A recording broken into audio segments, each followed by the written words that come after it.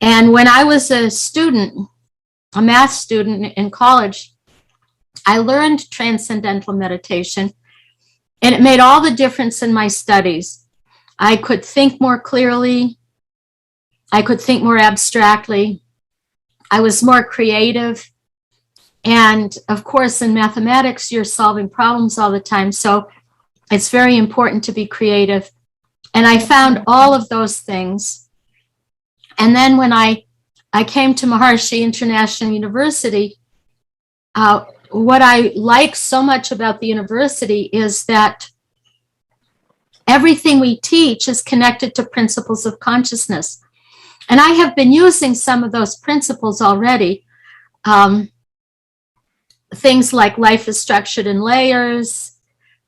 There's order everywhere. Deeper levels are more powerful.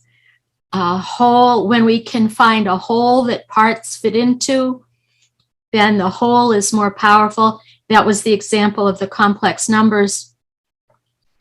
And the idea of infinity, that our consciousness is infinite. It's far more infinite than any of the infinities of mathematics. Because, you know, we just think, okay, yeah, 1, 2, 3, 4. In one thought, we can comprehend that. Cantor, he had these levels of infinity. We saw that the real numbers were larger, had a larger infinity than the counting numbers. But even that increase in size of infinity, we could still understand. We can still do that. So the mind is infinite. And what we want is to make use of that full potential. And you all have that potential. You know, you may even be aware that you're not using your full potential. And you wish maybe there were a way to help you use more of your potential. Well, what I found, and I think Madhusha found this because she became a TM teacher, was that transcendental meditation is a way to help you develop that full potential, to be more successful in life, to be healthier, to be happier. So anyway, and I know she's a brilliant teacher. Did you want to say something? No, she's a brilliant teacher, so I want you to study from her. Okay. Well, I just wanted to share something. I experienced this, what you said, when I am studying in Maharishi International University, Brain and Consciousness. Well, I realized that I got straight A's without even struggling to remember anything. And it was like always to the point. And I understood most of them, like all of them, in terms of my own self. So it's just like amazing. Just wanted to say that. And that's the beauty about, and also I have to say this, Maharishi International University is the only university that implements consciousness-based education right now as a part of the curriculum. And more schools are interested in doing that. So we have that. So we'll start our lesson. And this last lesson is about fractals. And we'll be talking about infinity and the rich, rich structure of infinity.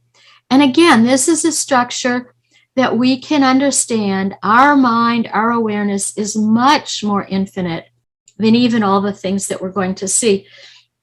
So we'll start by reviewing yesterday modular arithmetic. Did anybody come up with a code, a check digit code for a club that has 4-digit? You can put it in the chat if you found something. I don't know if anybody, I know you're very busy with your studies. You may not have had time to think of something like that. At any rate, if somebody has something, just stick it in. So we're going to look, let's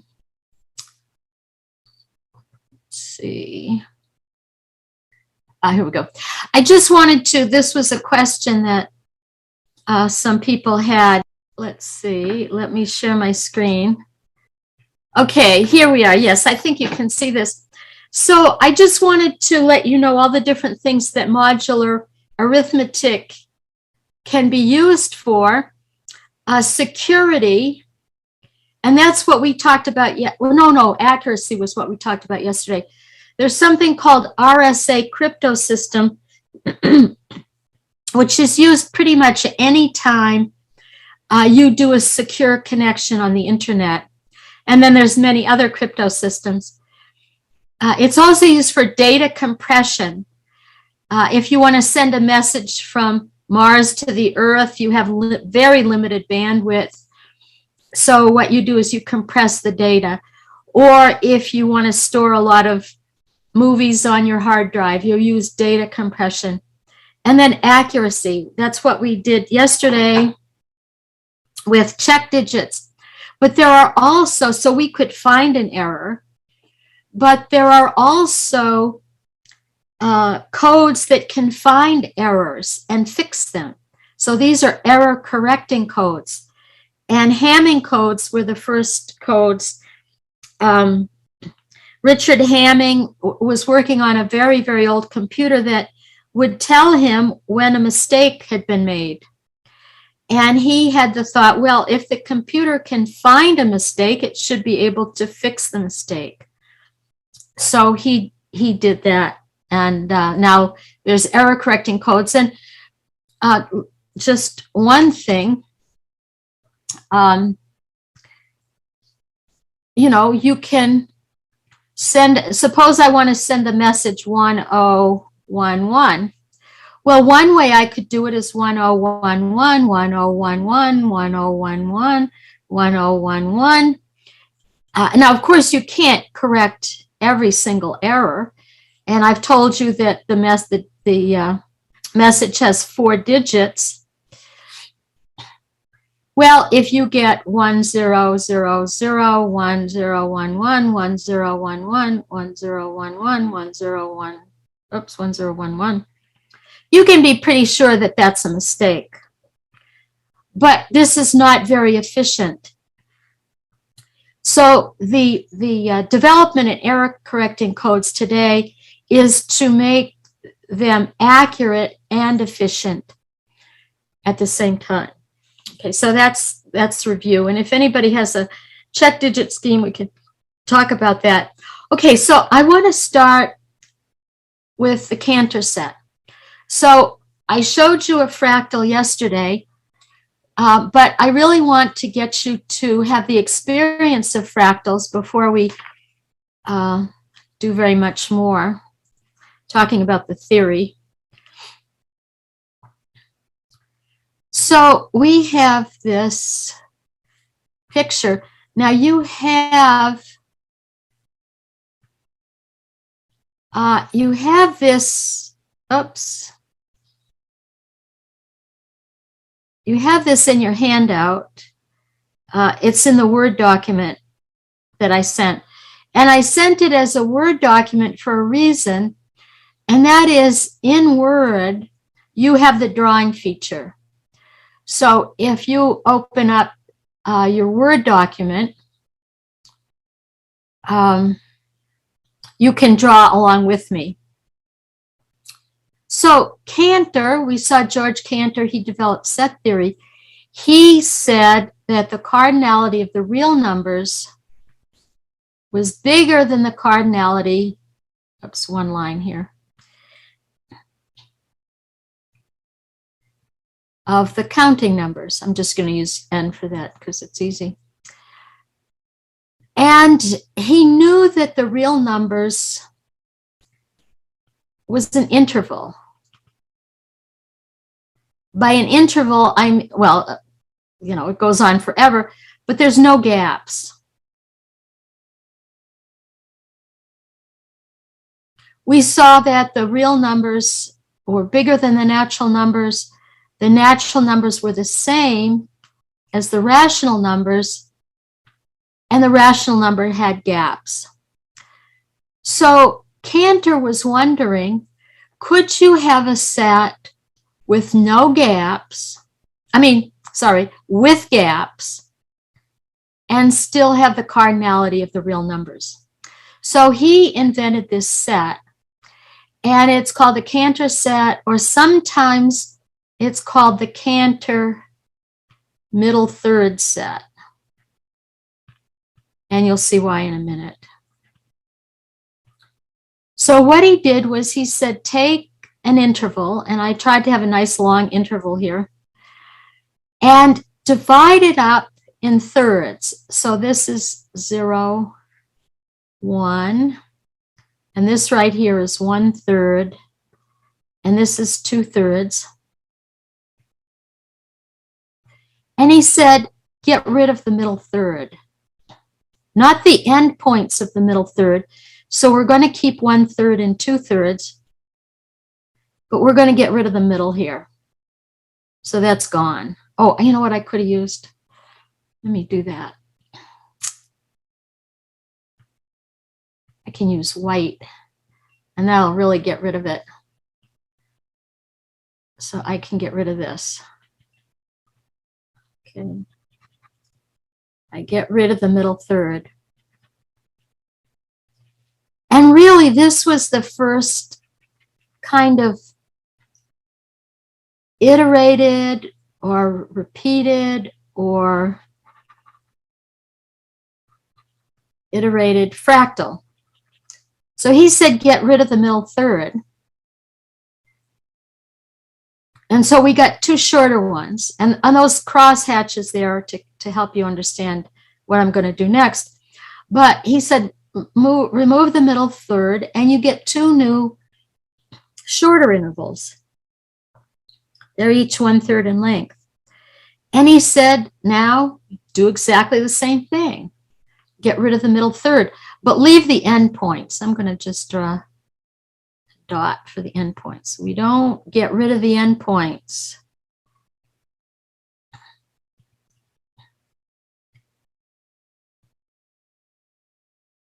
Okay.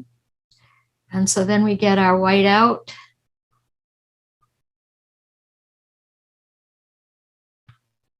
We get rid of the middle third. Now we have 4 intervals.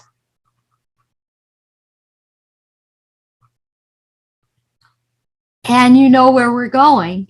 That's pretty obvious. He said, keep doing this. So here's another middle third.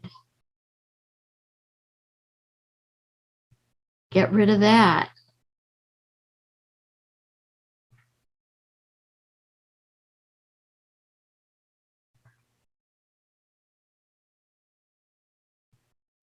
Then get rid of the next middle third. And this is about as tiny as I could get on Word. And I don't think I could white out any more of these middle thirds. I maybe try.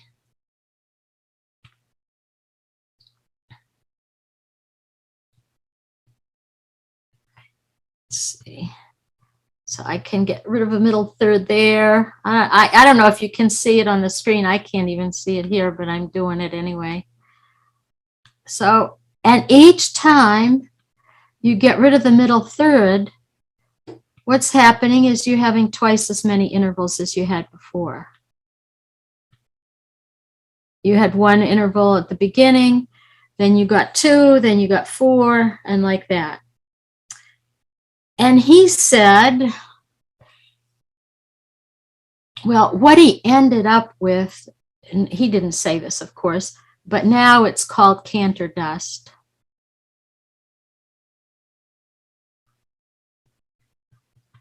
He said, what I've done is there's no intervals left.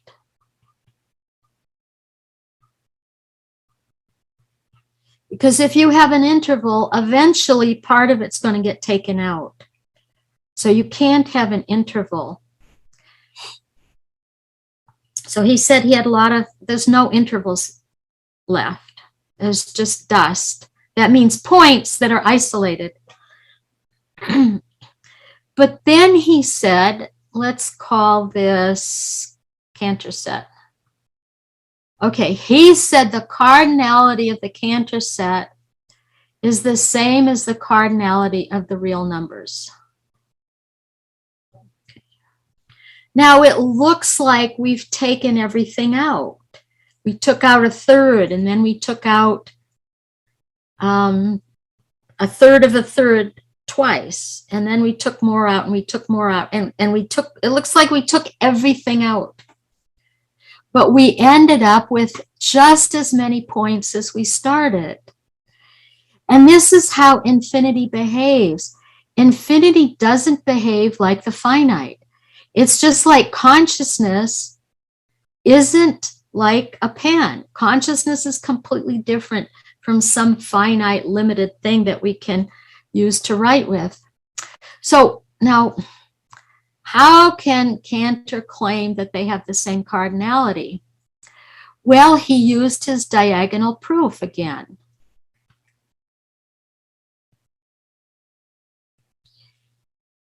And how are we going to describe these numbers?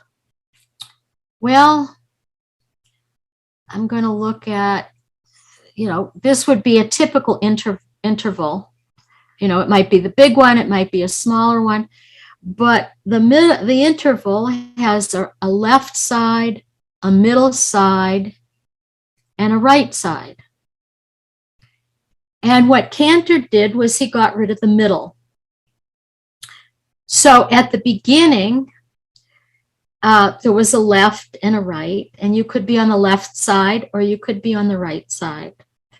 And after each step, you could be on the left side or the right side, and maybe you were on the right side for a while, and then the left side, and then the right side. You never were in the middle. Okay? And if you were always on the left side, you were this point here. This one's always on the left, and one over here is always on the right. So the 0 would be L, L, L, L, L forever. 1 would be R, R, R forever. And he said, well, suppose we have a list, just like we did for the real numbers. Suppose we have a list. Maybe this one starts off close to this one, and then it gets further away.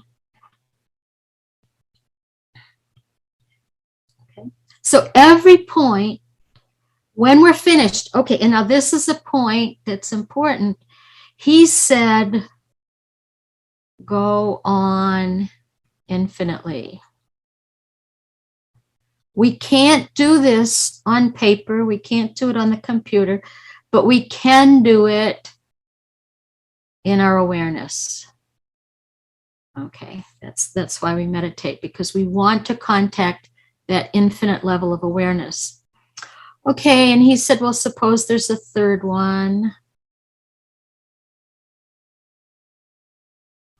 And if you remember what we did on Tuesday, you know exactly where I'm going with this.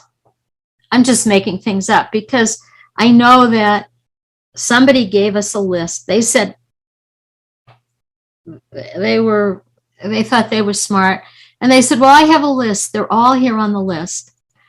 And I'm going to give a procedure so that no matter what is on the list, I'm going to find something not on the list. So I'm going to look at the first one in the first row, second one in the second row, third one in the third row, fourth one in the fourth row. I don't think I have a fifth row, but you see where I'm going.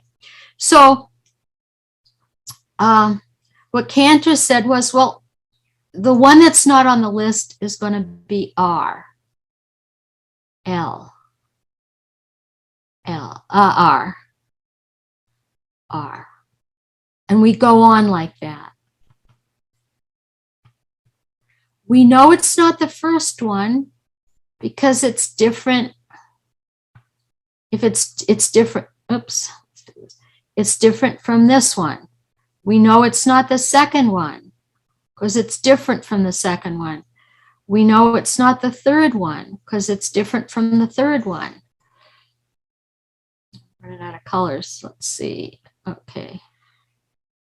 We know it's not the fourth one because it's different from the fourth one. So no matter what list we have, there's something extra. So what that means is Cantor Set is bigger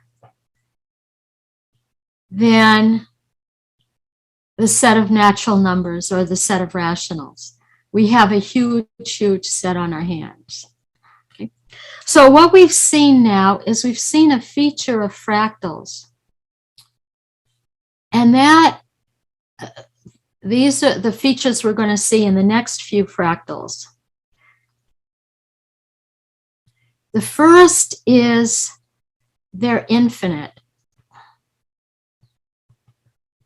in some way. Okay. And it depends on the fractal, how it's infinite. Another feature is it has unique properties. I'm just going to leave that the way it is. But here the unique property is no intervals and cardinality,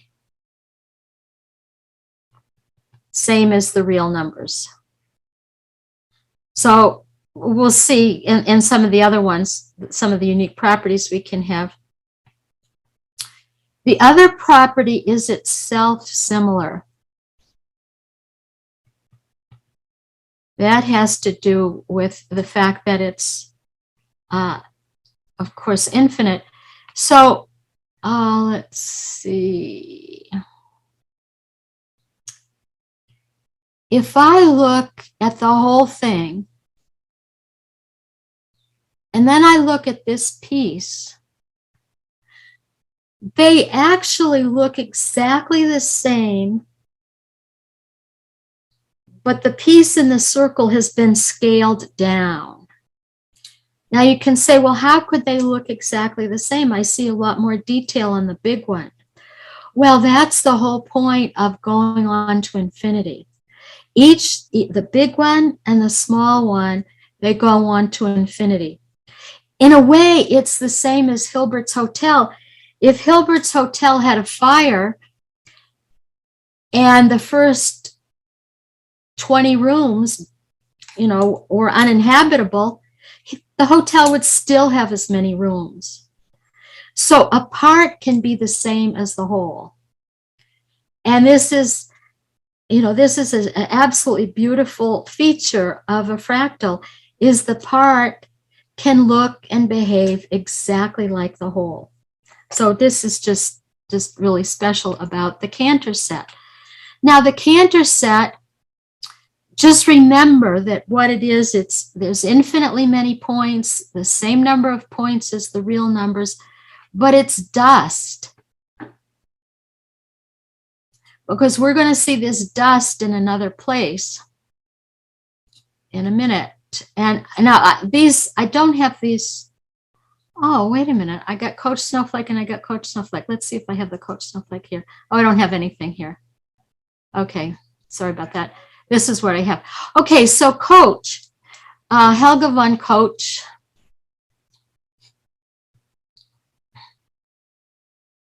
Helga von Coach was a Swedish mathematician, and he was studying calculus.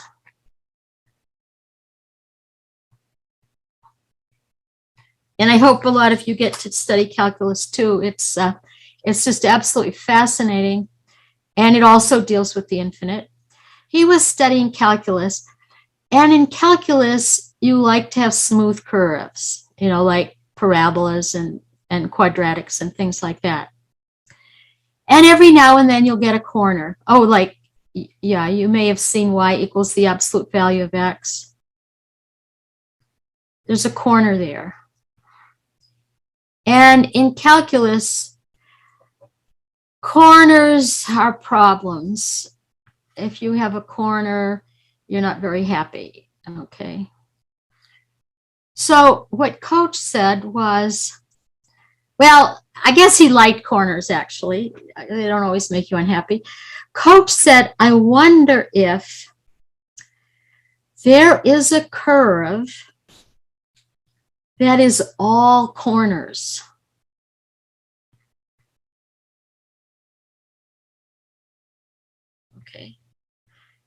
you know, what could be nice? I mean, okay, from a calculus point of view, what could be worse? But Coach said, I want to see, could I have something that's all corners? And he came up with this. This Cantor was before the idea of a fractal. Coach was before the idea of a fractal. And they were looking at these things in very interesting ways. And it was only later that people realized they were fractals. So what Coach said was start with an equilateral triangle. And you have this on a Word document, and you can play with it now or later. And then, let's see, how can I get, I think this is orange. Okay, so he said, take an equilateral triangle and color it in.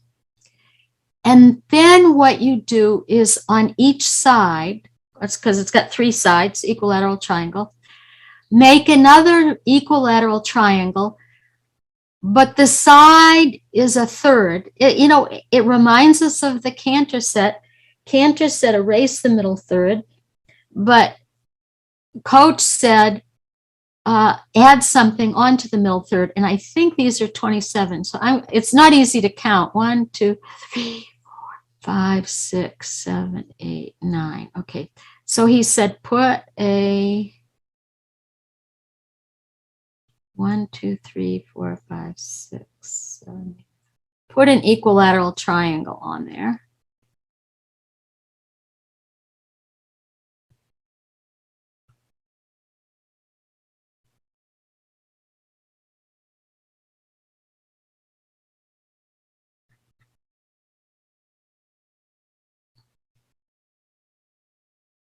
And if you have triangle grid paper, I know they don't make it, but if you go online and look for grid paper, you can find triangle grid paper and print it out and do this.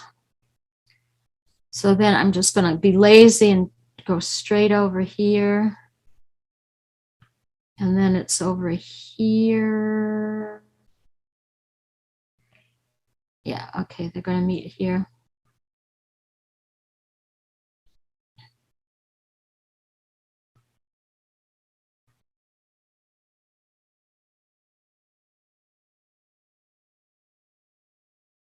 I wonder if I can make this thicker. I guess I can use.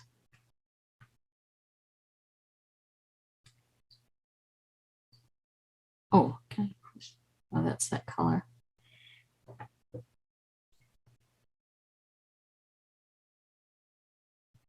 Okay. And then we're going to do the same thing down at the bottom. And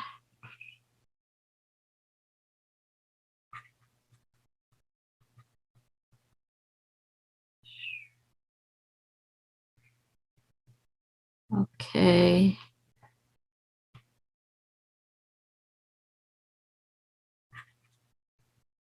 Okay, so we've got,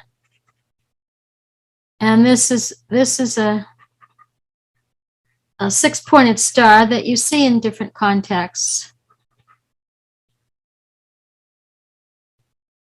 I think in Hinduism there's a 6-pointed star somewhere. Okay, and then you know where we're going because we did the same thing with the Cantor set. We started with 3 edges. With Cantor, we started with 1 interval and got 2 intervals. But here we started with 3 edges, and now we have 1, 2, 3, 4, 5, 6, 7, 8, 9, 10, 11. We have 12 edges. So we do exactly the same thing on each edge.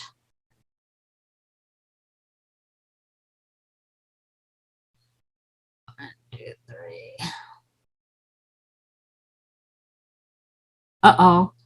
1, 2, 3. 1, 2, 3, 1, 2.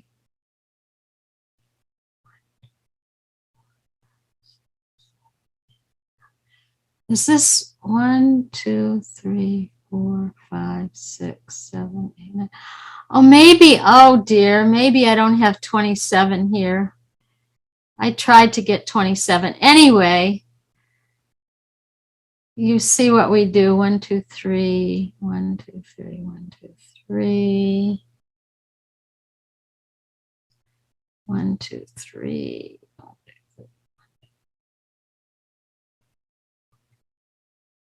It's not easy to count these things. 1, 2, 3. Luckily, I'm going to have to stop because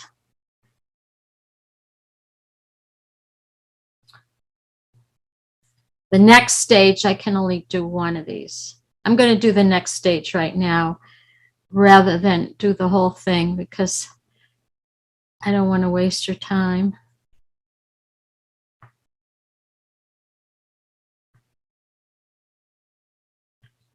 Okay.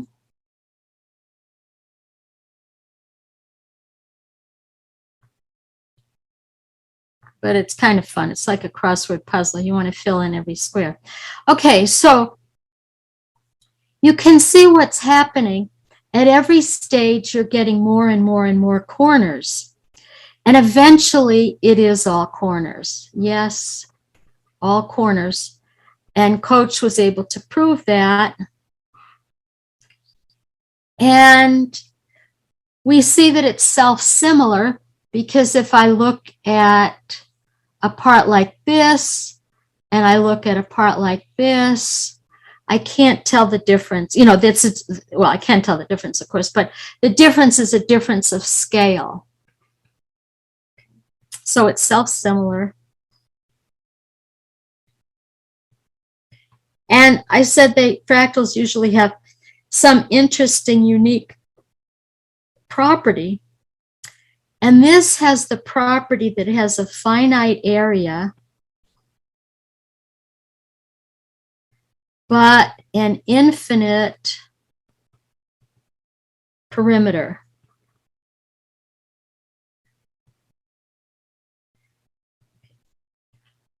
Now, this really is kind of mind-blowing because, but let's think about it.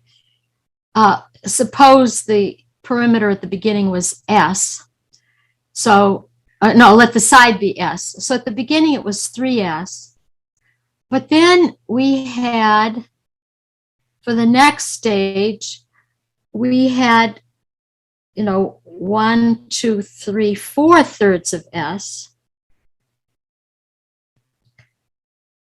And then, of course, times 3. And at each stage, we multiply the perimeter by 4 thirds. So we get more and more and more perimeter. So this is the property that it has. Okay. So this is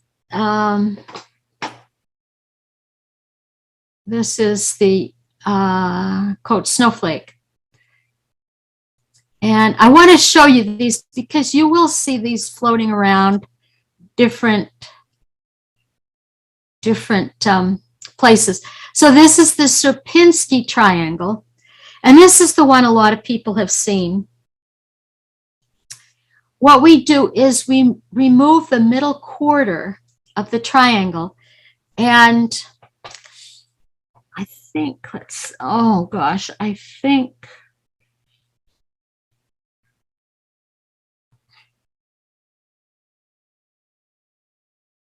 no, let's see. 1, 2, I got to count these. 1, 2, 3, 4, 5, 6, 7, 8, 9. Okay, I made it 32 on each side, so that's 16.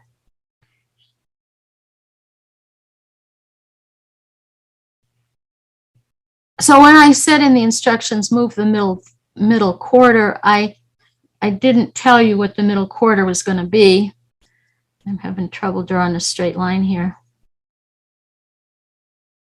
Oh, wait a minute. I think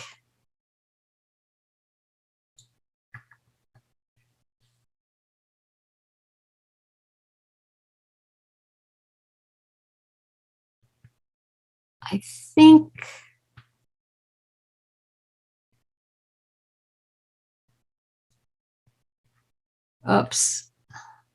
No, there's some way you can get straight lines, but anyway, I just want to fill this up. So what I've done is I've taken out the middle quarter. Cantor took out the middle third, but that was a straight line.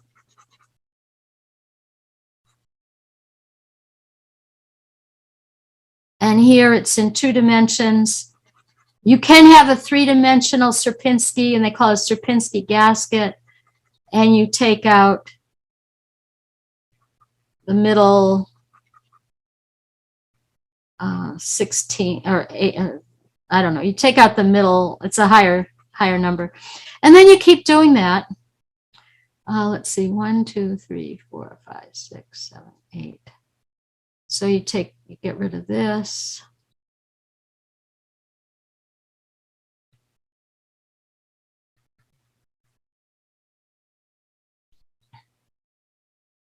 And then you get rid of this.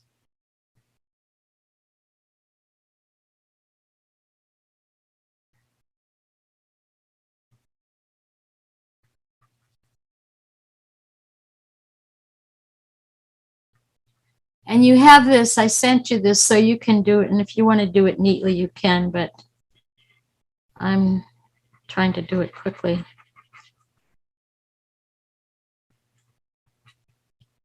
And then you keep going. I think this is the next one. And you can see at each stage, you're doing a lot more triangles.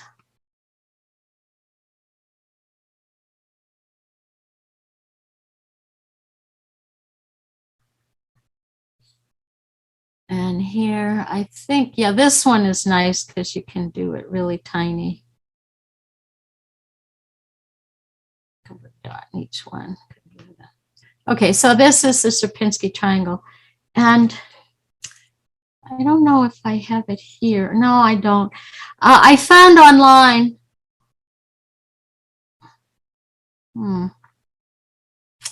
Oh,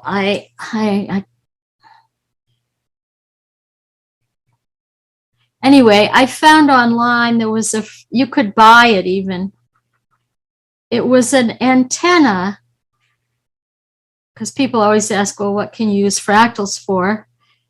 There was an antenna that was shaped like a fractal. Because you know antennas, like cars used to have antennas on them, and or television antennas. In fact, sometimes people still do have a great big huge antenna on their house. And of course, you want an antenna inside your cell phone, but you don't want a big huge cell phone. So you have a fractal antenna. Okay. So that's how the coach snowflake works. Now we're gonna do the big one. This also has a finite area and an infinite perimeter. We're going to do the Mandelbrot set. So let's look at this. I'm going to have to share this. This doesn't have any music with it, or maybe, let's see. Doesn't support post. Okay, so see, can I make this big even? Oh yeah, I can make it big. Okay, so I don't have to go into the browser. This is nice. So this is the Mandelbrot set. I'm going to start over just because then I can talk about it. So we're zooming in on the Mandelbrot set. And it has this classic shape that you may have seen before. It's on t-shirts and logos and things. And what we're doing, and we're zooming in. And this particular region of the Mandelbrot set is called the Seahorse Valley. You'll see why in a minute. You see these things that kind of look like seahorse tails or seahorses. And as we go in, we see finer and finer and finer structure. And characteristic of fractals, we see the same type of structure, but at different scales. There you see spirals. And Madhusha was talking earlier about spirals. Spirals have a beautiful infinite quality. And we see spirals at different scales, and they look similar. And now we have a pair of spirals. And now we have one spiral, but it breaks into a pair of spirals. And sometimes, oh, now we're seeing like lots and lots of spirals. And this goes on infinitely. And there are many. Here we have 4 spirals around each other. And now we have a kind of 8-pointed star. And now what we have inside is something that looks a lot like the original Mandelbrot set. There's lots of these. They call them Mandelbrot zooms. And you can see up in the corner, it says 10 to the minus 20. That's how far we're zooming.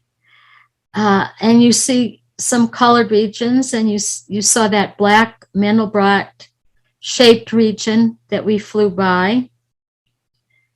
You could do this infinitely. Now, of course, on a computer, you can't, but they keep going and they keep going, and it's really quite amazing.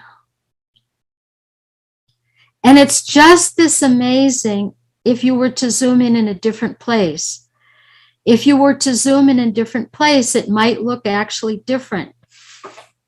Here we see a lot of these spirals.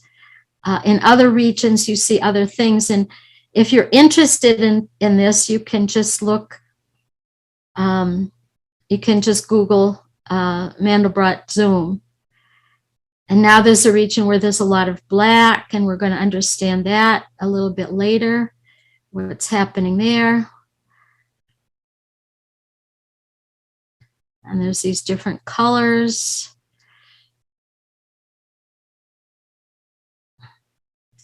And, you know, every time I teach, okay, this is, there's a lot more of this. Every time I teach this, I show one or more of these videos, and I never get tired of looking at it. But I don't want to spend all the time looking at it, because you can do that later. What I want to do is show you the equation, how you can get this. So we'll stop. Let's see.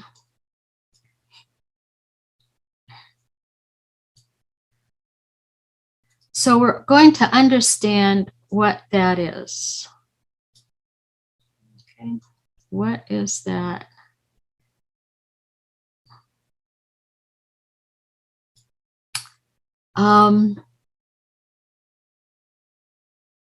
Okay, so let's go back to the first day. That's Monday, if you can believe that. A lot's happened since then. Remember complex numbers. And for complex numbers, we said that what we did was we took the real numbers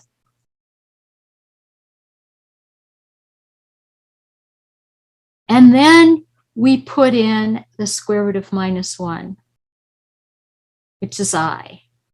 We called it I for convenience, because you'll see how many times we have to write it. And if we had to write square root of -1 that many times, we'd get tired of it. So I has the property that I times I is -1. Now, I is not a real number, and we even use the term imaginary, but I said that that wasn't such a great term because we really, well, it's good in a way because we do imagine it, but they're pretty real, you know. And complex doesn't mean hard. It just means that a complex number has two parts. Excuse me. Okay, so if we have a complex number like 2 plus I, we can graph it.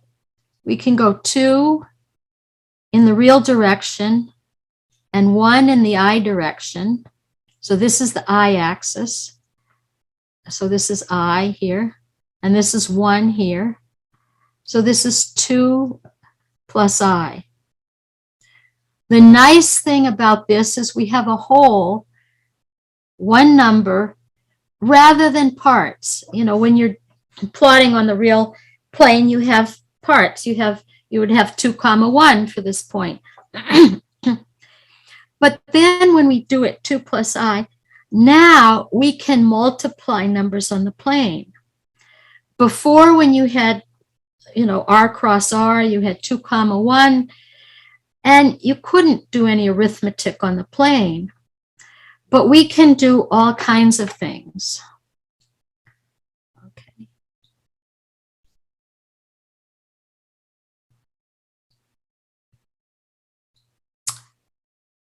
We have 2 here, and we have 2 plus I here. And we could multiply that by 2. 2 times 2 plus I is going to be 4 plus 2I. So we can do multiplication like that. We can do addition. 2 plus I plus 1 minus I. Okay, so this is 2 plus I here. And 1 minus I is down here. And we add these up. We can add them up this way, and we're going to get 3. And we add them up here, and we get 3. Okay? So we have this arithmetic of complex numbers.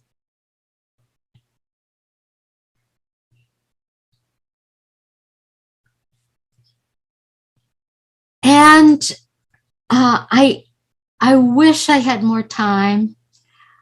There's so much more we could do, but I don't, so I'm going to have to do this briefly, but I'm going to tell you what a dynamical system is.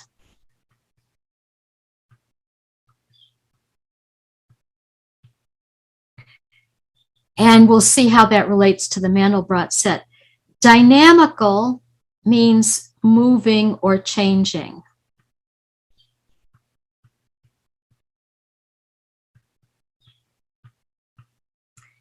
And system means an organization or a whole or a situation. You know, system is a very good word. I can't get a better word than system. Dynamical, moving and changing, but system, it's something. And here are some examples. The weather is an example of a dynamical system. A pond. Okay, the weather. What's special about the weather? Well, it's constantly changing. And they even talk, about weather systems. The thing about weather, it always follows the same rules. A high pressure area moves into a low pressure area. Hot air rises. There's rules that govern weather. In a pond, we have fish and we have plants. And, you know, sometimes we have insects coming from above, and sometimes we have birds coming down to eat the fish. So in a pond, there's rules that govern how things change, the laws of biology. And the solar system is another dynamical system. It's even called a system. And we have the planets and the sun, and it changes over time according to a rule. Now, with a dynamical system, we're not so much interested in what happens immediately. We're interested in what happens over the long run. So, for example, the weather, you know, whatever the weather is now, we know it's probably going to be quite similar in 5 minutes. You know, if it's cold now or hot now, it's probably going to be cold or hot in the next 5 minutes. We're interested in the weather as it changes from day to day, or from morning to afternoon, or from afternoon to evening. And in the pond, we're interested in maybe not even one day to the next, but over time. And this is what an ecologist would study. Are there more fish? Are there less fish? Are the fish dying off? Are there different kinds of fish? And so on. We're interested in long-term behavior. In the solar system, we know what's going to happen tomorrow. The sun's going to rise tomorrow.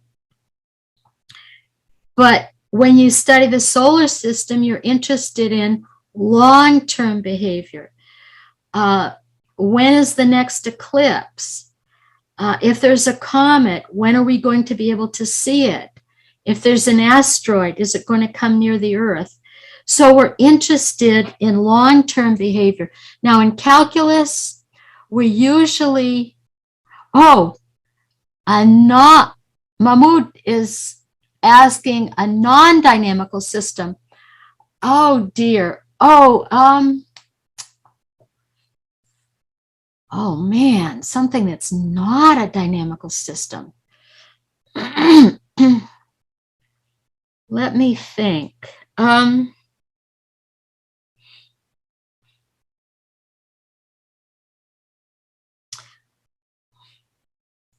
Well, one thing I'm thinking is a novel.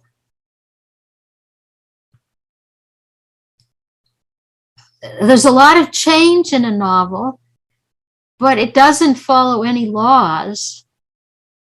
I mean, the one law, I guess, is that the author has a vision for where the story is going, but it's not like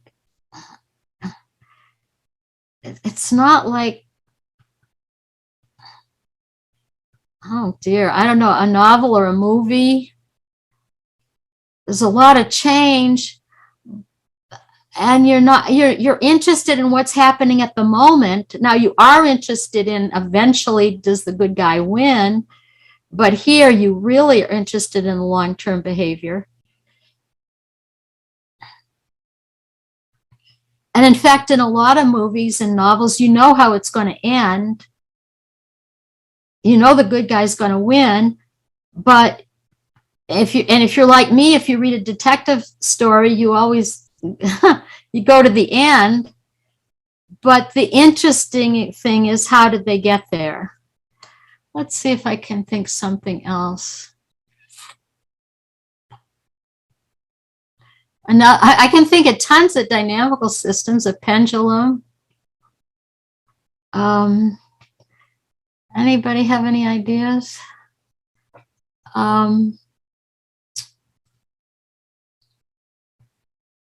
Most things in nature are dynamical systems.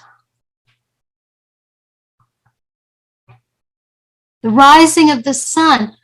Well, okay. If we're looking at the sun, this is a good example. If we're looking at the sun today,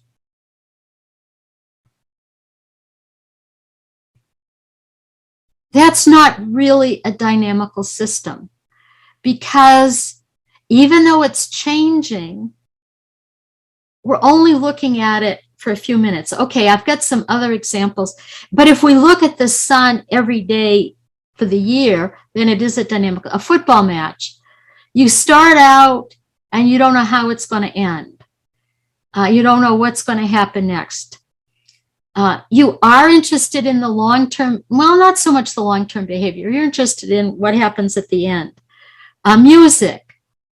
Music is a beautiful example because when you hear a melody, you have a feeling for how it's going to go, but most music has variations of the theme, and so then there's a little surprise here and there. Gravitational pull of a planet. See, the thing is, that's going to be this. It's the same sort of thing over time. Yeah, these are good examples. These are good examples. Okay, so a magnet. Yeah, a magnet. You they just go, and that's it. They get attached. Now, these are natural dynamical systems. But a mathematical dynamical system is just a function that you repeat.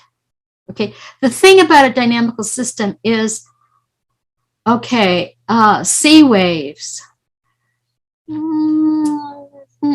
I can see where that might not be a dynamical system. Our life, for sure. The mind is dynamical because it changes, but it changes usually, for most people I know, in an unpredictable way. But a function is just a rule. It is so simple, like we're going to square something. And here's the number line.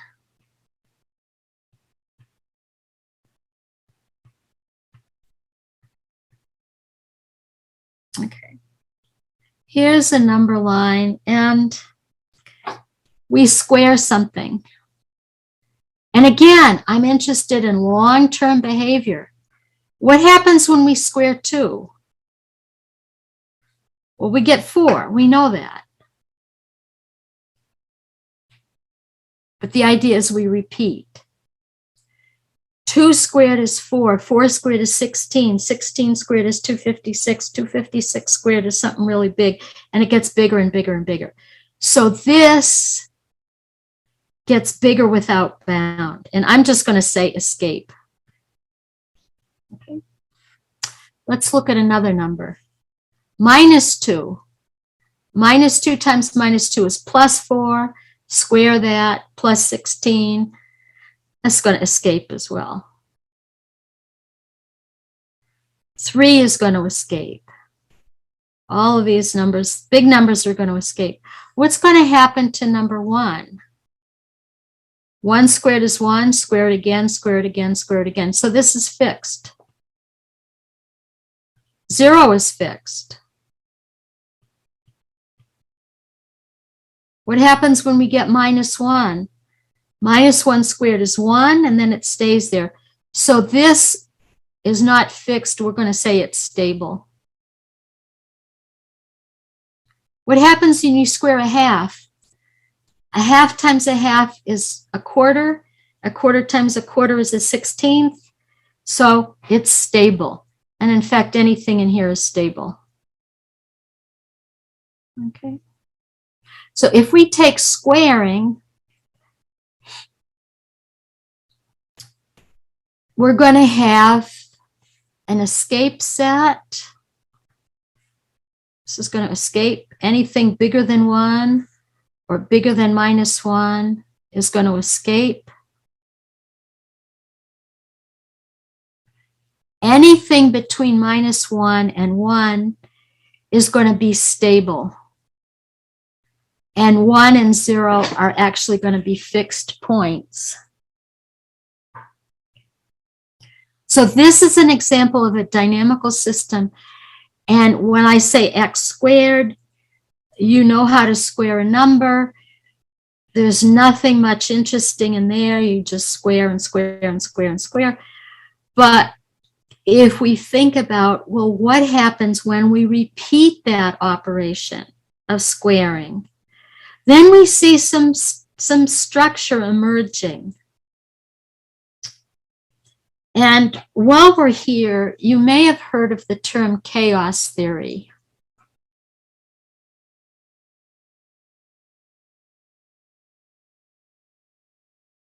And if you're interested in chaos theory, there's a fabulous book. It's called Chaos Theory by James Gleick.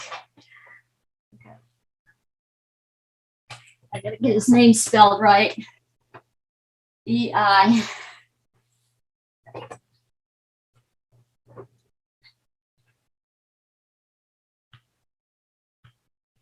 It's one of the best books I've ever read. And if you like to read about math and science and physics and stuff, I highly recommend this book. Anyway,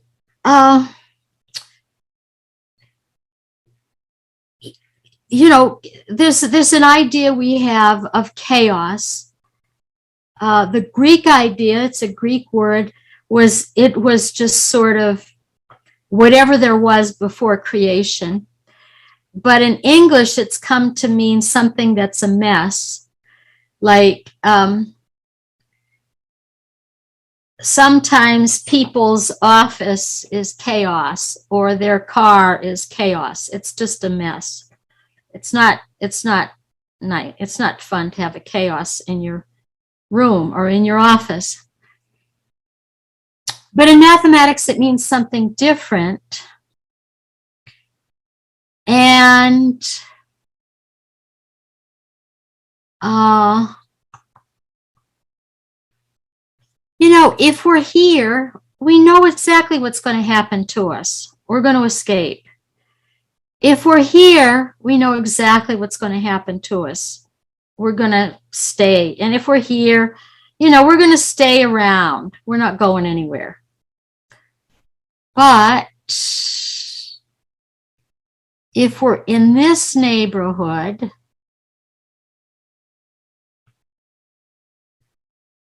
and this is what chaos is. If we're here and we go a tiny bit to the right, we're going to escape and never come back. If we go a tiny bit to the left, we're going to go into zero and stay there. Completely different outcomes. So even if we were here at 1, we're stuck. But if we just tip a little bit over, we go way off to infinity, way off. If we go a little bit over to this side, like that. And this is called extreme, and this is what James Gleick talks about. Extreme sensitivity to initial conditions.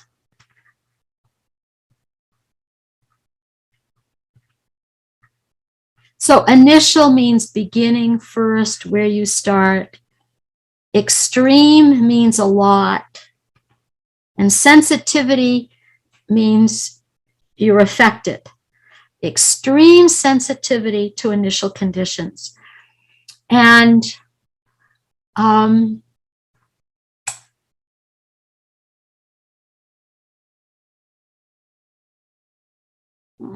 trying to think of things. I think sometimes in your own life, there are points in your life. Okay, I hate to call them chaos theory, but they're very special points. So are you going to keep studying? Are you going to study computer science, or are you going to study medicine? Whatever choice you make has a huge impact. Now, once you're studying computer science, you keep going on and on and on. But there are places where there's extreme sensitivity to initial conditions. Okay. So we know what a dynamical system is. We know what complex numbers are. Now we're going to look at the Mandelbrot set.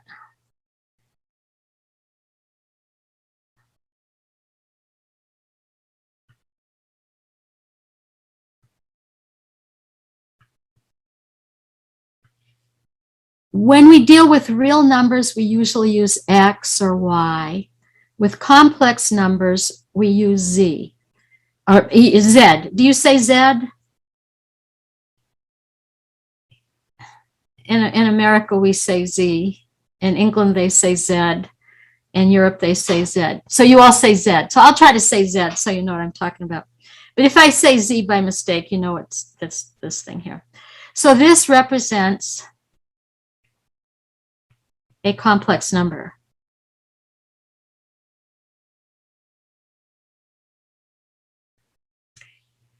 And Mandelbrot said, well, let's study dynamical systems. Actually, he wasn't the one that said it. There were many people before Mandelbrot that were using complex numbers for dynamical systems, because if you're just on the real number line, there's not a lot that can happen. I mean, it's interesting. You've got this point of chaos and a point of chaos here, but, you know, it's nowhere near as exciting as the whole plane. So Mandelbrot said, let's take a complex number C.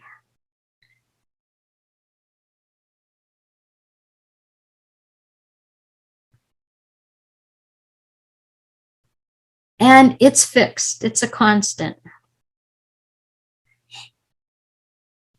And he said, because, you know, here, this was an interesting dynamical system, but he said, I don't want to study one dynamical system. I want to study infinitely many dynamical systems.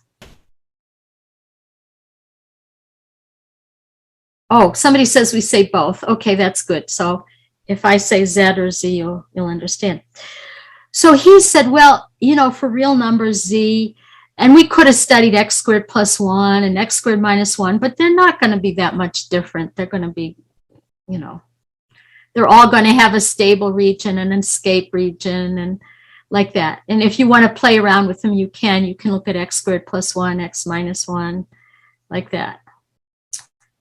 He said, I want to look at x squared plus C, z squared plus C, z squared plus C. And it's not enough that I look at one dynamical system. I want to look at infinitely many dynamical systems. Okay, so this is a big deal. He says, I want to look at a dynamical system, and I want to look at this dynamical system, but I want to look at all possibilities. Okay. I don't know if Madhusha mentioned that we often think of consciousness as a field of all possibilities. Every thought that we have comes from consciousness. Every idea, every experience is experienced in consciousness. So so these are the complex numbers.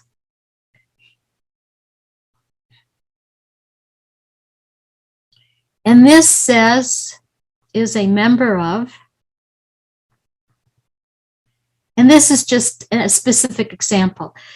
For example, in the real numbers, a lot of times you'd say A or B. In fact, you might say Y equals MX plus B. But he used C because it was a complex number, but it wasn't a variable. Z is a variable. And so he said, I've got a dynamical system. You know, it's nice to study one, but let's study all possible dynamical systems. And then he said, let's see what happens. So let's see what happens. I'm going to just do C equals 0. Let's do Z squared.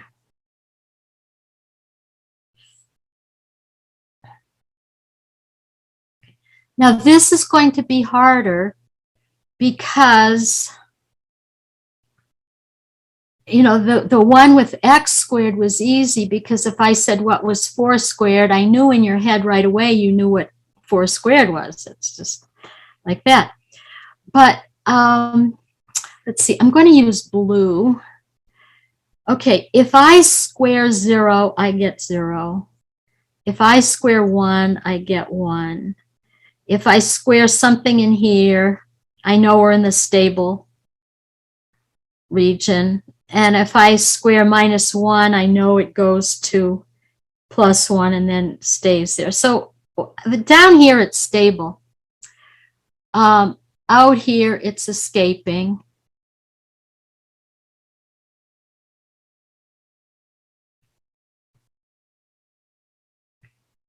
And so far, nothing's new.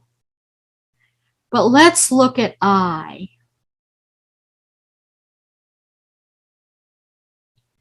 And square it. I'm going to use this little arrow to say, so I squared is -1. And -1 squared is 1. And of course, then we're there. So I turns out to be stable. That's interesting.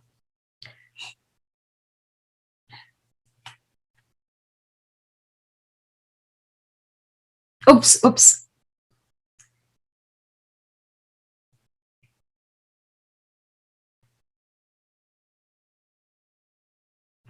Okay, let's look at -I. -I squared. Well, it's going to be a minus times a minus times -1. So it's going to be -1 again. And it's going to be 1. So that's going to be stable too. Okay. And I'm guessing things in here are going to be stable.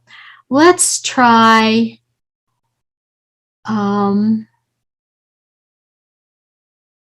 let's try 1 minus I. Oh, I shouldn't make it, I shouldn't give it a color yet. So, because I don't know where it's going. So let's do 1 minus I.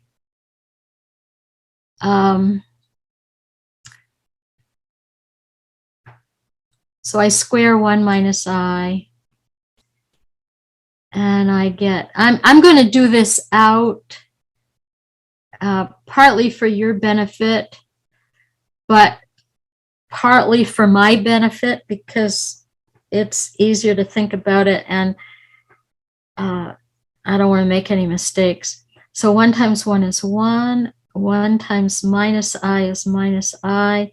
Minus I times 1 is what? Minus I times 1 is minus I again. And minus I times minus I is minus 1. So it's -1. So that's -2I. Okay. Oh, good. People are saying that in the answers. That's not exactly what you would have guessed by looking at it, but that's what it is. And then square that, -2I times -2I is 4. -2 times -2 is -4, and square that, and then we get 16. So that's going to 1 minus I, and that's going to escape. Okay. And we could fill all of these in. And I could waste your whole evening by filling those in. And we'd see some kind of interesting thing. We'd probably see a region. We'd see a region here where it was stable, and we'd see a region out here where it was escaping. And so, okay, if it's not x squared, if it's the square root, okay, this is a question. And believe me, there's no end to the different dynamical systems you can dream up. Okay, so what Mandelbrot said was, well, you could look at this, and if you do it for every z, because then we could have z squared plus 1 and z squared plus I, and z squared plus 2. Let's do z squared plus 2. Is that the one I want to do? Let's do z squared minus 2.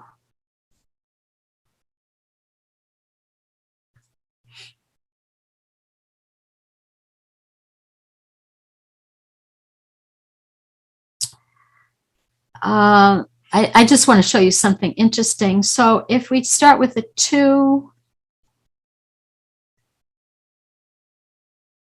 okay, if we have 2 squared is 4, and we take away 2, that's 2. Okay, so this is going to be our fixed point. This is going to be fixed point. If we do 0, it's going to go to minus 2, and minus 2, that's going to be 4, minus 2 is going to go to 2. Okay, so it's going to have kind of a similar thing. Anyway, Mandelbrot said, I want to study lots and lots of these. In fact, I want to study every single one of them. So I'm not going to look at all the numbers. I'm going to look just at 0. So for z squared plus c, just look at z equals 0 and see what happens. Now, if we had a lot more time, I would be able to explain a little bit more about why that's so important. But what he said was, you know, there's so many numbers we could look at, and we could look at for each one of these. But what I want to do is I just want to see what happens for 0. So now, instead of putting lots of different numbers in for z, z's always going to be 0, and we're going to have z squared, well, we did z squared plus 0, z squared plus I, z squared minus I, z squared, oh, I've got this pen that does that on to me if I hit the wrong thing, z squared plus 1, z squared minus 1. Okay, so I've got these here. And, you know, up here I was looking at lots and lots of different numbers, and it was a lot of work. And now I only look at one number, but it's a lot of work still because I have to look at lots of different systems. So let's look at 0 here.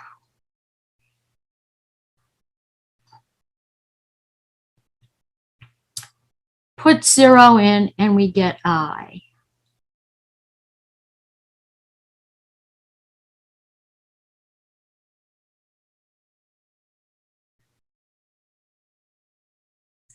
Then we put I in. We square I, we get minus 1. So we're going to get minus 1 plus I.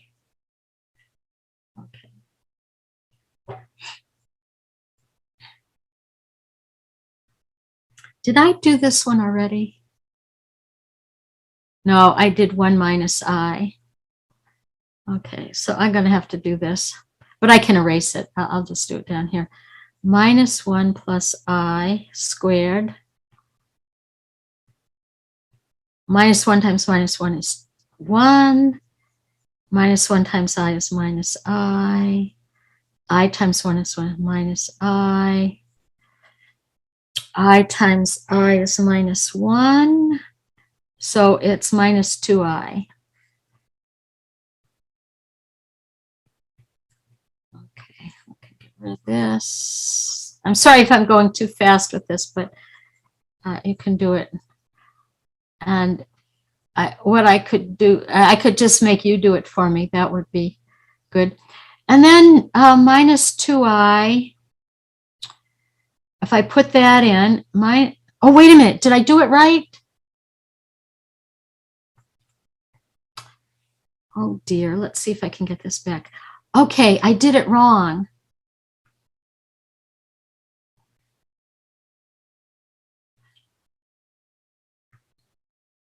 This is just minus what I want.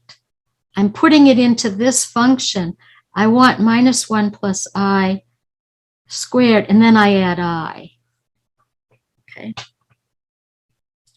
So I've got this. I was so busy doing this, I forgot the other. I'm sorry. And so I get minus I. So that's what happens next.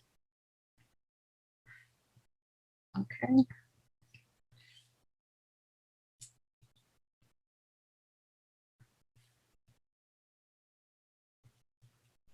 Now I'm going to erase. I think I'm in the right track now. Oops.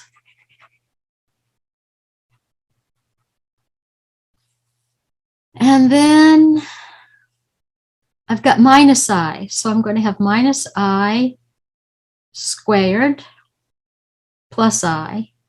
Minus I squared is going to be minus 1. Oh, now this is interesting, isn't it? I go to minus 1 plus I. And I know what happens when I plug minus 1 plus I in. I go to minus I. Okay. So this is very interesting. This is not something we saw before. What happens here is we started out with 0. We went to I, then minus 1 plus I, then minus I, and then we're going to bounce back and forth and back and forth and back and forth and back and forth and back and forth. And we call this a periodic orbit.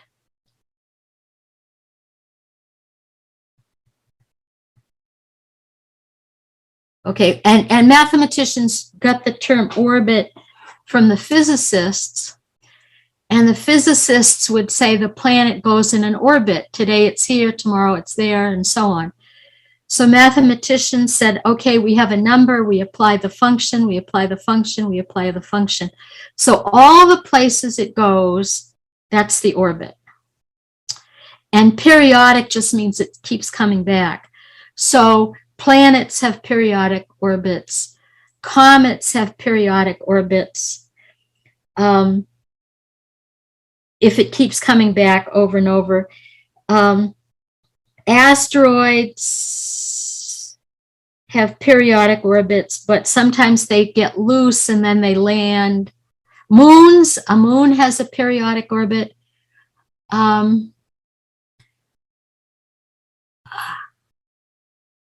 satellite has a periodic orbit until it runs out of steam and then it falls to Earth.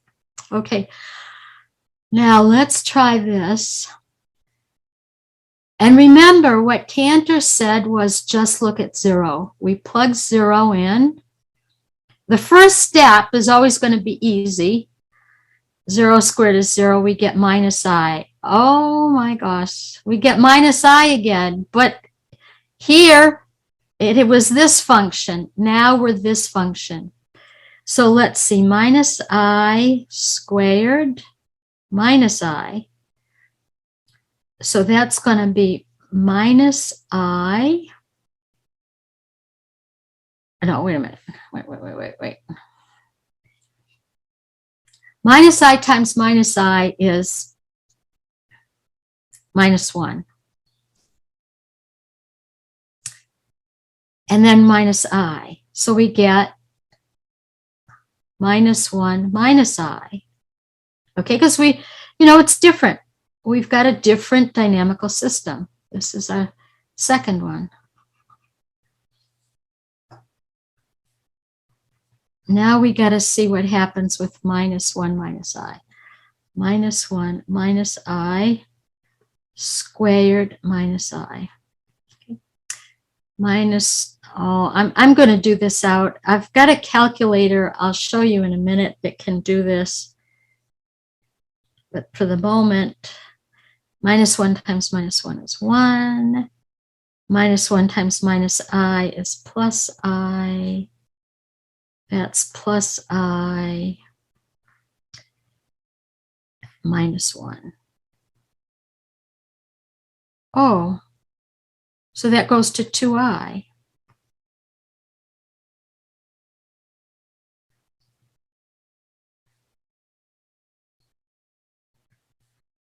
Okay.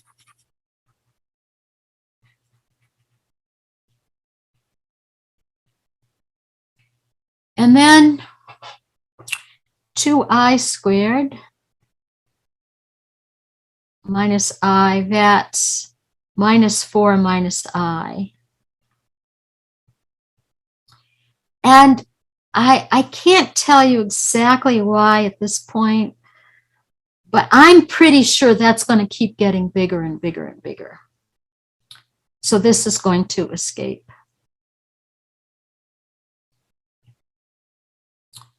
Okay. Oh, I missed a minus 1. Did I do something wrong? What's wrong? Is this wrong? Who can tell me? The green one is wrong. Okay, let's do that one again. I'm glad you're keeping an eye on me. It's not easy to do computations and talk at the same time, if you've ever tried to do it. So minus 1 minus I squared minus 1. No, minus I. So that's minus 1 minus I, minus 1 minus I, minus I. So minus 1 times minus 1 is plus 1. Minus 1 times minus I is plus I. Minus I times minus 1 is plus I. And minus I times minus I is minus 1.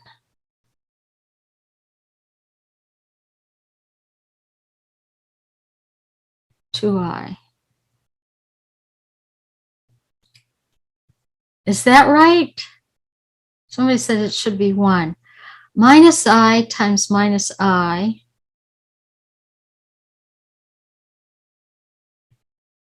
is going to be plus I squared is minus 1. There is another minus I. Oh, minus I. Okay, okay. Oh, thank you, thank you, thank you. I'll put parentheses to help you. Okay. Oops, there's a minus 1. Okay, so this is 2I minus I gives me I. Okay, so I'm happy now. Is that right?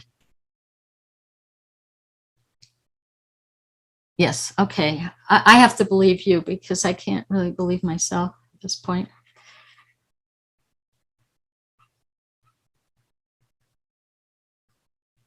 Okay, now let's see what happens to I. So that's going to be I squared minus I. And that's minus 1 minus I. Oh, okay, okay. Because we plug I into here, we have I squared minus 1. I squared is minus 1. So this goes to minus 1 minus I. And then we're going to have another periodic orbit.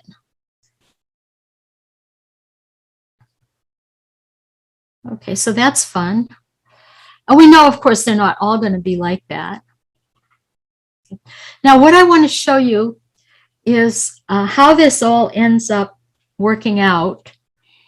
And then we may go back. Yeah, we probably will go back here to analyze it a little bit more. But I'm going to show you a different screen. And I'm going to show you this software called Geogebra. And if you don't know about Geogebra, you'll see it. And it's just a fabulous, fabulous software. Let me show you Can you still see my screen? Yeah, okay, good. So this is GeoGebra, and let's just do this. I don't want this anymore.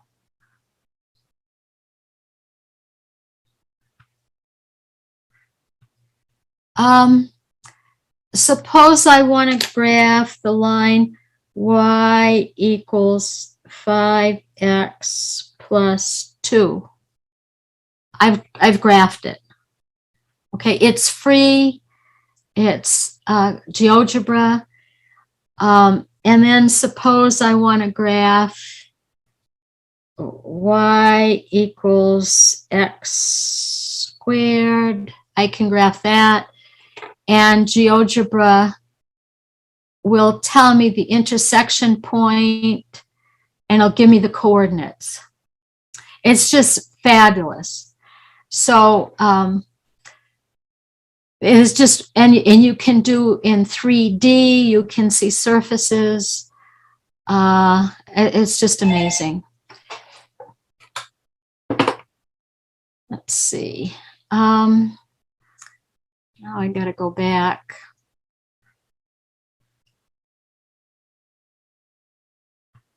Okay, so now you can see this was based on the other, can you see this?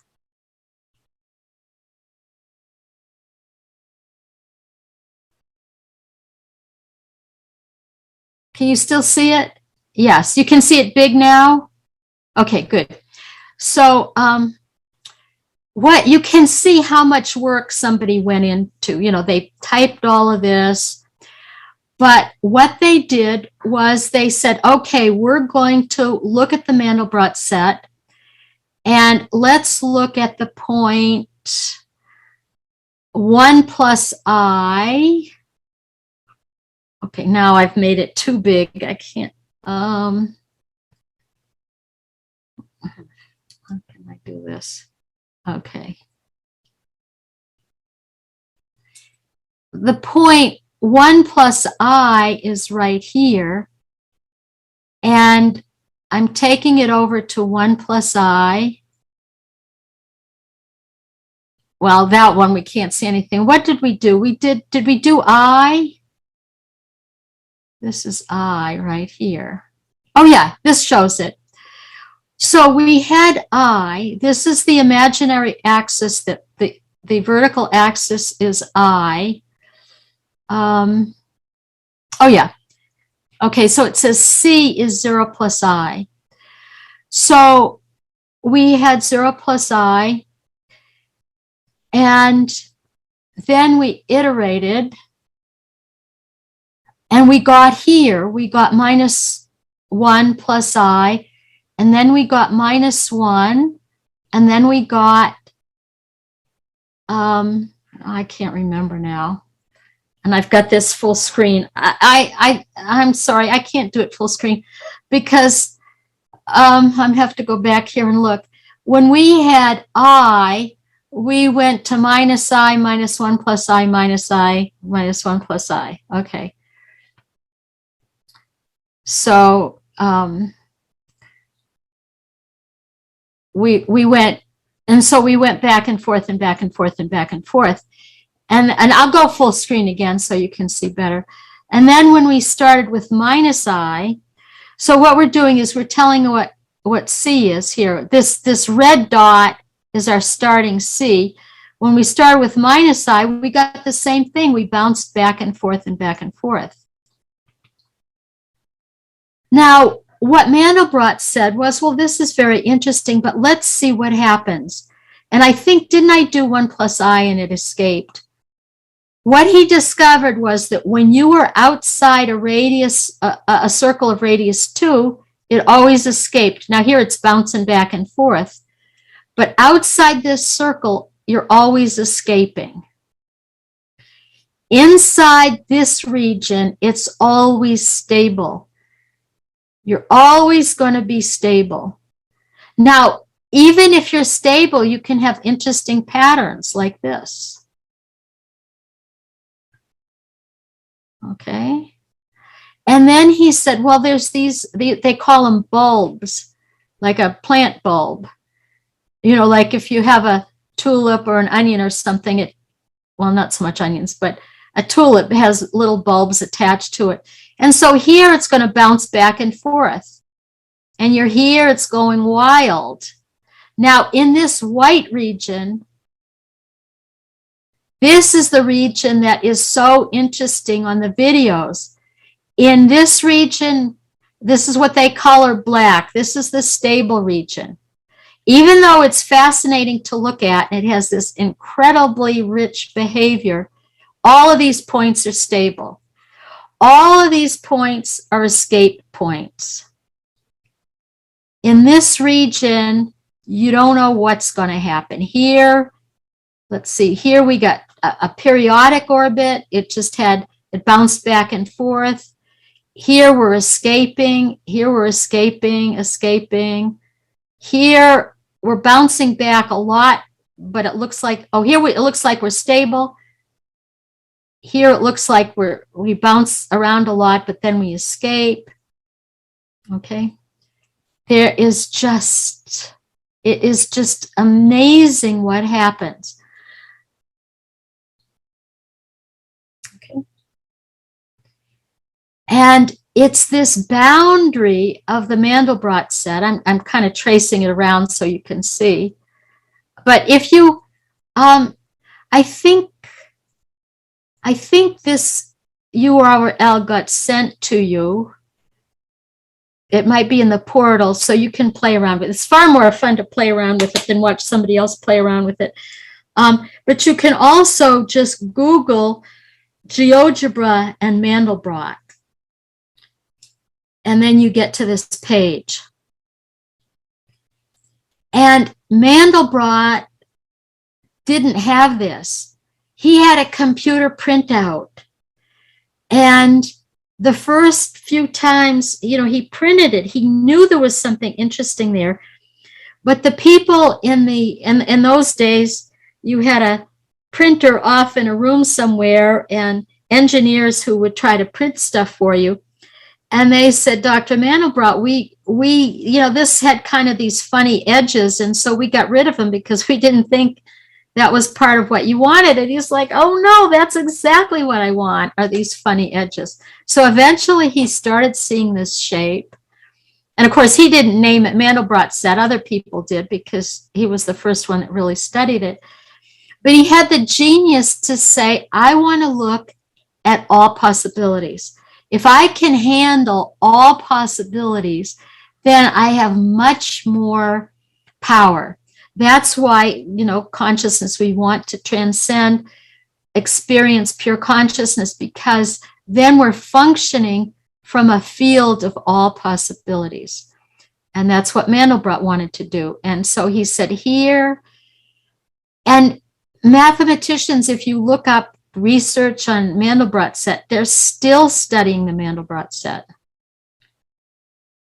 Okay, there we get that's an interesting orbit. It was all interesting here, and then it's escaping. Okay. So now let me explain how we got that movie. Not we, but the way people get movies like that. What they do is, if it's in the stable region, they color it black. And if somebody can figure out how to make a movie that shows how interesting the black region is, they'll do that.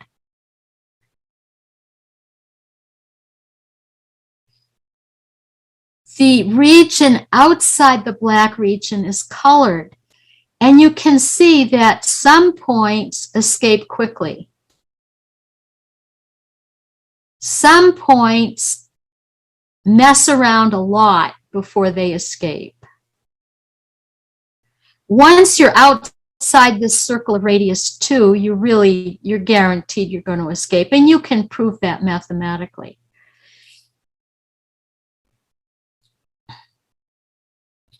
But what they do, and there's you tell the computer to do this, and there's even programs where you decide, you know, how far you want to zoom, what colors you want.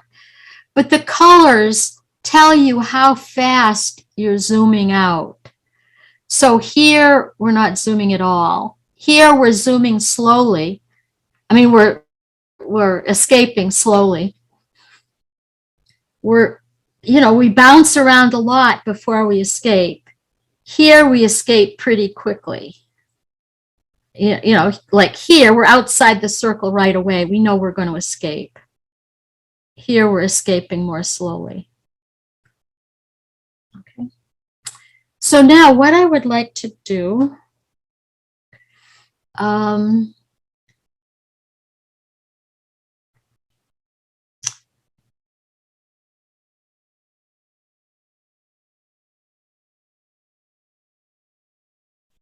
I want to go back to the video again, now that you know what it is, because I showed it to you at the beginning. These are the links for the Geogebra one. Let's look at this again. But I want to go back to the beginning. Now you know what it is we're looking at. Oh, I can't do that. I have to make it bigger.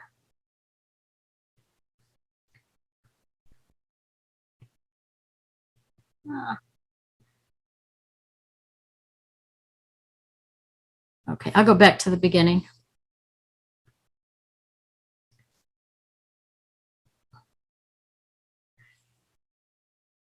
Okay, so here we are. We see the general outline, and this should make more sense to you now.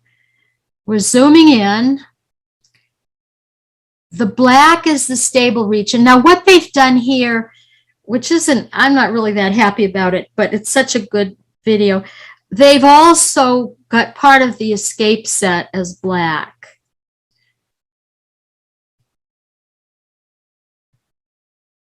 And so sometimes, and you see copies of the Mandelbrot set sitting inside the Mandelbrot set. So that's this idea of self-similarity of the Mandelbrot set, of a fractal, self-similarity.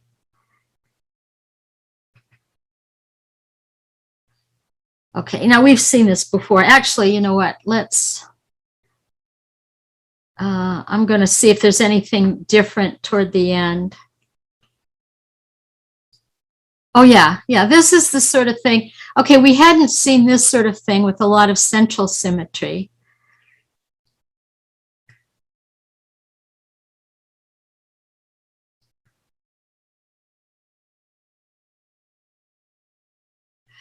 And again, what's happening is in any particular region, and they do keep shifting the colors on you, but if nearby regions have the same color, they escape at roughly the same speed.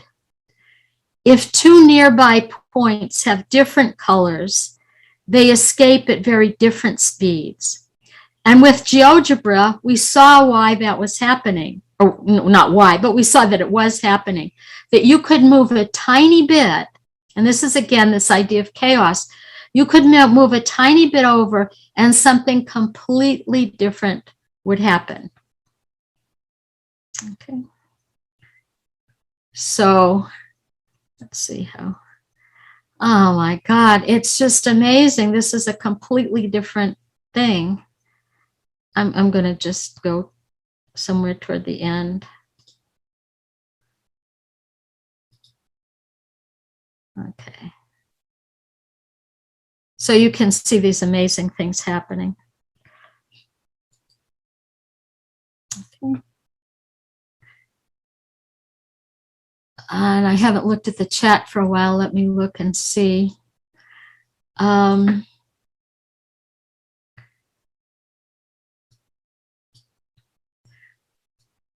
I have only scratched the surface of what you can do with the Mandelbrot set. The Mandelbrot set is completely amazing. It's just, there's no end. Okay, why? Okay, Madusha just posted that. She's got the URL. Thank you, Madusha. Okay, yeah, okay, good. We say it's escaping when the line leaves the loop. Right, yeah, that's what happens. When it gets outside, it escapes. So, I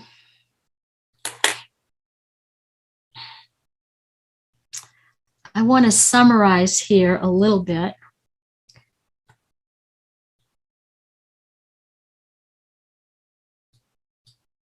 Do I have a page? Oh, no, this is the last page.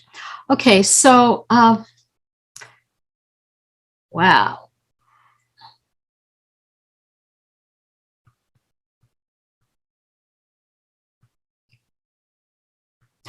Oh, the other thing I haven't told you about, oh my gosh.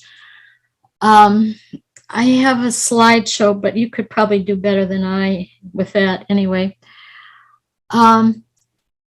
A fractal we can think of as a mathematical structure.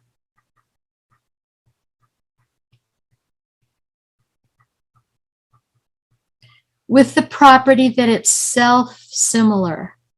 And this is the term people use. A part looks like the whole.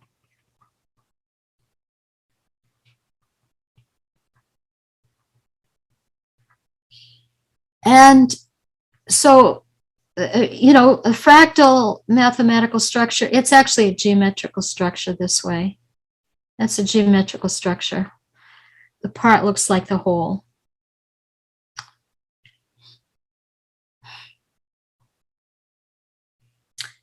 Mandelbrot himself called fractals the geometry of nature.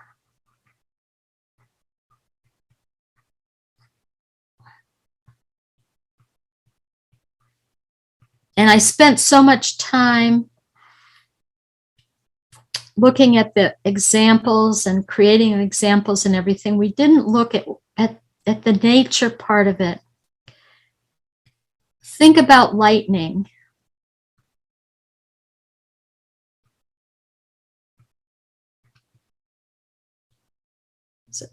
Lightning, I don't know whether that's spelled right or not. Think about a snowflake. Think about a mountain range.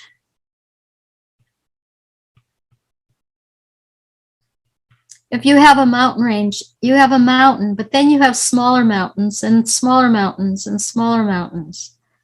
Okay? Mandelbrot himself used the example of a coastline.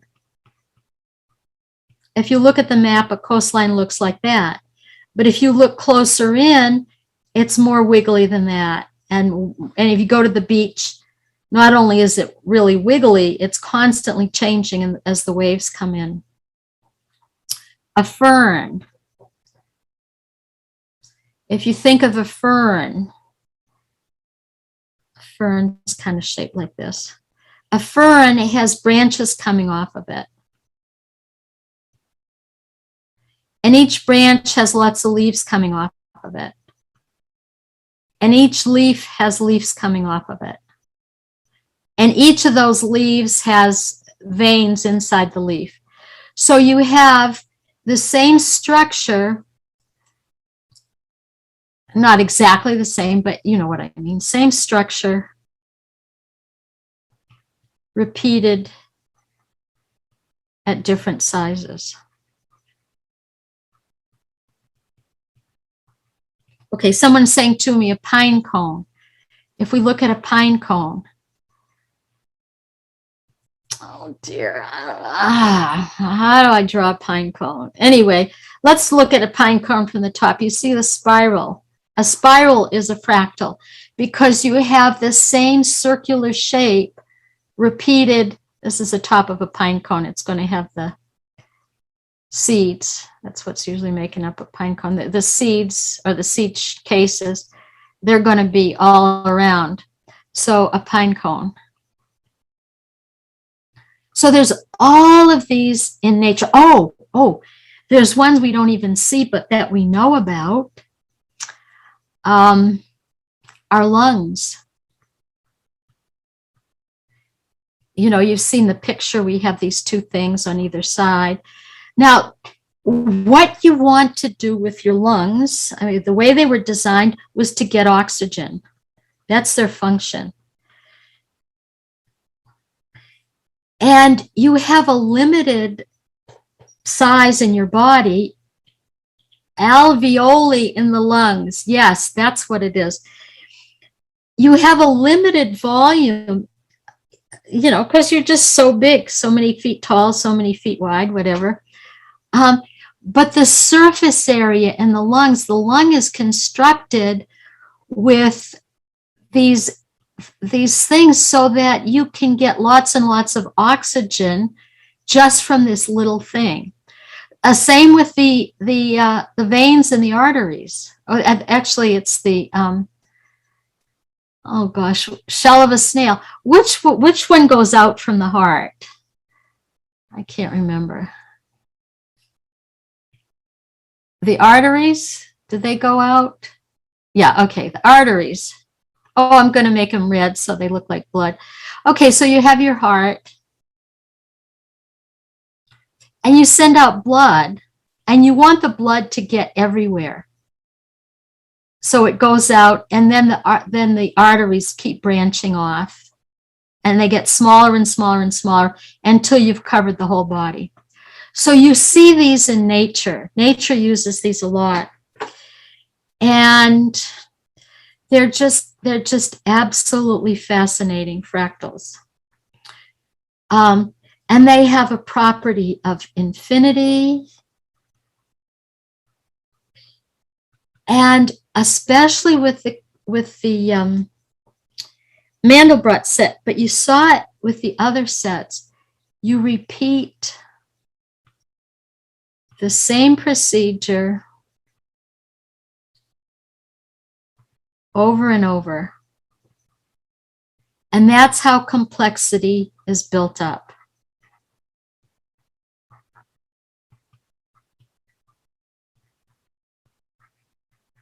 There's a verse in Bhagavad Gita that says, Krishna says, curving back on myself again and again, I create from within my own nature. So life is simple at the basis. Pure consciousness is simple. The unified field of physics is simple in the sense that there's not a lot of structure there. So the basis is simple.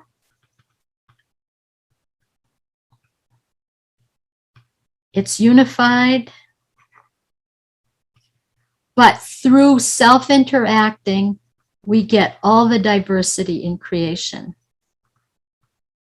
And if we want to control or command or make use of diversity, it's more effective if we start here.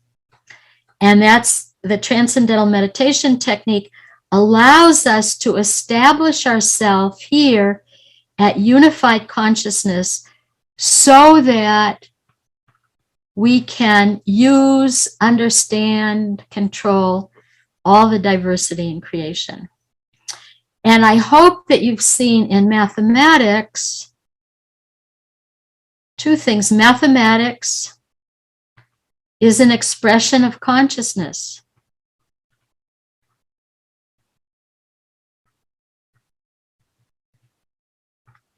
Mathematics, you know, a Mandelbrot set doesn't exist anywhere but in our consciousness.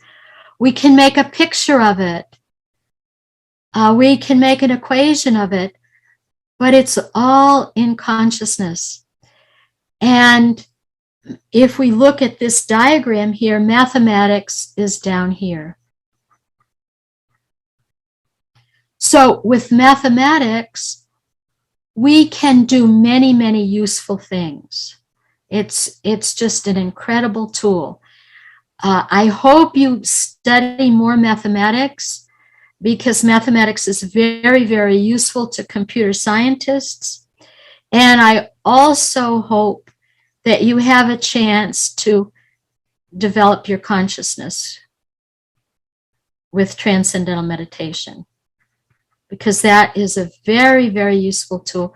I found it,